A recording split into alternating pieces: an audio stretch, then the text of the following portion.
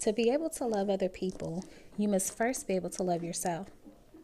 My journey began on April 25th, 1992, in Oakland, California.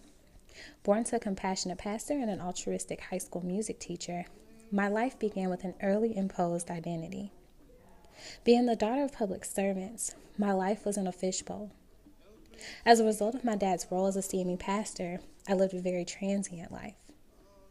The three constants in my life were God's purpose, my family, and a strong desire to become a teacher. As a child, I often lived in the shadows of my own life, seeking to live up to the expectations set by those around me. I had a strong desire to become a teacher, sparking my desire to become a great student in school. I was creative, inquisitive, and excited about learning. Full of life, I was fulfilled by the privilege that I had been afforded. My life would be dramatically altered on January 1st, 2008, when my father died suddenly of cardiovascular disease. At 15, I found myself having to become the source of strength to so many, even with my own bags to carry. I felt abandoned by my father, pressured to hold in all of my pain. I felt the loss of my own identity as I was no longer living publicly in a fishbowl, the only life I ever knew. In addition to the challenges at home, I began to feel similar turmoil at school. Despite having a life-changing experience, I was still asked by teachers to push through my feelings of despair and hopelessness and remain the same goal-oriented, creative, and optimistic student.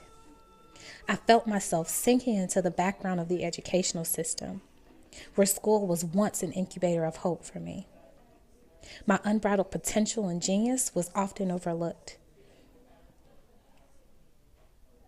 I no longer knew what I was capable of because of a brokenness that I often ignored. Despite being faced with adversity, God's grace and purpose for my life was evident. As such, I was blessed to have three sources of inspiration: my mother, Mrs. Sharon Collins, my high school guidance counselor, Ms. Felicia Boyd, and my high school chemistry teacher, Mrs. Branch.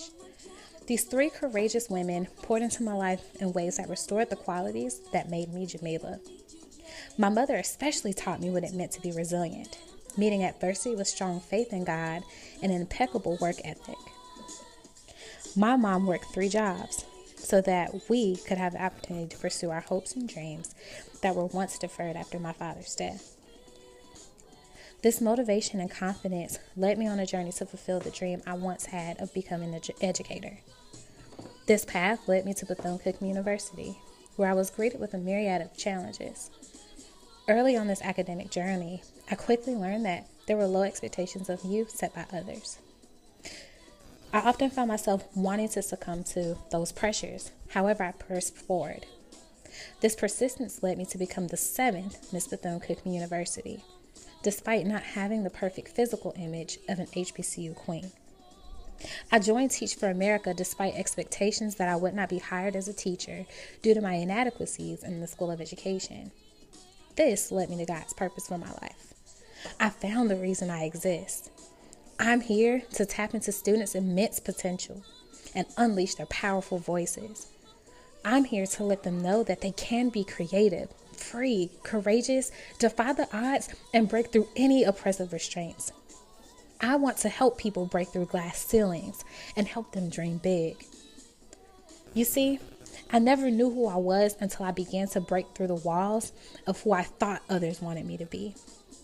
This version of myself is still not fully known, constantly shifting and molding into the woman that I am today. For me, this is the uncaging of the blackbird. To be able to love other people, you must first be able to love yourself. My journey began on April 25th, 1992, in Oakland, California. Born to a compassionate pastor and an altruistic high school music teacher, my life began with an early imposed identity. Being the daughter of public servants, my life was in a fishbowl. As a result of my dad's role as a CME pastor, I lived a very